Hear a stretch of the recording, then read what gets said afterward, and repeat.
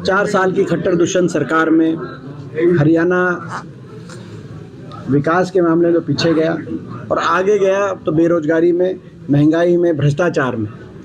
गरीब और किसानों को के अधिकारों को मानने का काम इस सरकार ने किया है और हरियाणा को विकास की पटरी से उतारने का काम किया है। ये इसकी कार्यशैली, इसका प्रतीक इस बात का है कि देश में सबसे ज़्यादा बेरोजगारी आज हरियाणा में, देश में सबसे ज़्यादा महंगाई आज हरियाणा में। और ये जो गठबंधन है, ये गठबंधन नहीं है तो भ्रष्टाचार का ठगबंधन है, क्योंकि इन्होंने कहा था 5100 बुढ़ापा पेंशन पे गठबंधन, इन्होंने कहा था 75% सरकारी, 75% प्राइवेट फैक्ट्रियों के अंदर हरियाणा के नौजवान को रिजर्वेशन पे गठबंधन। ना तो 75% फैक्ट्रियों में रिजर्वेशन लागू करा पाए, ना 5100 बुढ़ापा पेंशन आई।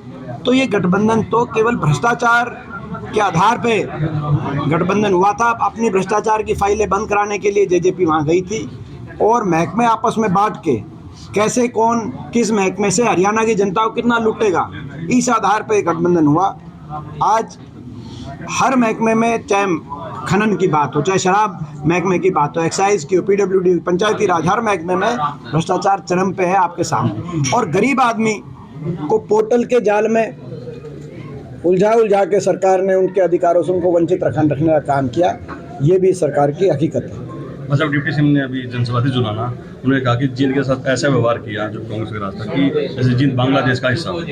ये मैं समझता हूँ कि अपनी जो है राजनीतिक खोई हुई अस्तित्व बचाने के लिए वो इस तरह की बयान दे सकते हैं। सबको पता है वो जुलाना गए होंगे तो जिस सड़क से नेशनल हाईवे से गए वो भी कांग्रेस की सरकार में बनी। जींद में पहुंचे होंगे तो जो यूनिवर्सिटी है जींद के अंदर, चौधरी रणबीर सिंह यूनिवर्सिटी, वो भी उठा साहब की कलम से बनी।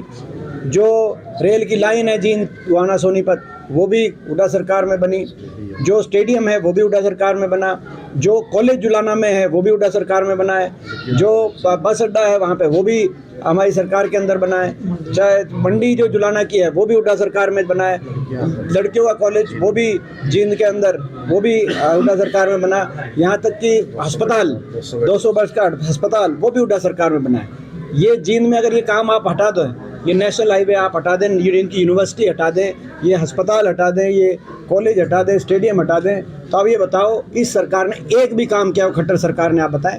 लेकिन कुछ राजनीतिक लोग केवल अपनी राजनीतिक रोटी सेकने के लिए, ये इस बार ही उनकी बात नहीं चलने वाली। खट्टर सरकार का चेहरा लोगों के सामने आ गया है। ये सरकार इस प्रदेश को पीछे लेके जाने का इस सरकार ने काम किया हर तरीके से। 10 साल हमारी सरकार है, कभी किसी को धरना नहीं देना पड़ा था, कभी भाईचारे तक पे खरोच नहीं आई थी। आज एक सरकार जो भाई को भाई से उलझाने का काम करने वाली सरकार है। लोग वोट की चोट से इस सरकार को जवाब देंगे। अच्छा, पूर्व विधायक ने भी आरोप लगाया है प्रेमलता सिंह ने कि जब वीरेंद्र सिंह मंत्री थे तो उच्चारण के साथ कहीं ना कहीं भेदभाव हुआ है। अब मैं जो है, क्योंकि वो मेरे सामाजिक रिश्ते में मेरे से बड़े हैं, मेरा खुले मन से लगाते हैं सर। नहीं, वो उनकी विवेक है, वो उनका भी वो इनका विवेक है।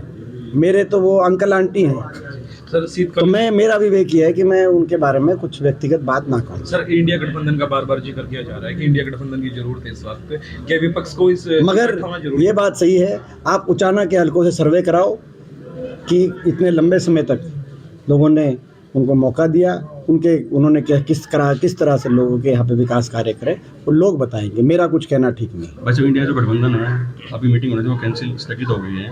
और जो कहीं ना कहीं जो विधानसभा चुनाव थे उसमें फूट भी नजर आए कि अकेले कांग्रेस लड़ी, उसको लेकर नहीं, जब जहाँ जरूरत होगी गठबंधन हो जाएगा। तो लोकसभा में चलेगा सर? जहाँ जरूरत होगी वहाँ गठबंधन हो जाएगा। हमसे जुड़े रहने के लिए हमारे YouTube चैनल को सब्सक्राइब करें और नई वीडियो की नोटिफिकेशन के लिए बेल आइकॉन को दबाएं। अगर आप ये वीडियो Facebook पर देख रहे हैं तो लाइक जरूर करें और ज्यादा से ज्यादा शेयर करें। धन्यवाद।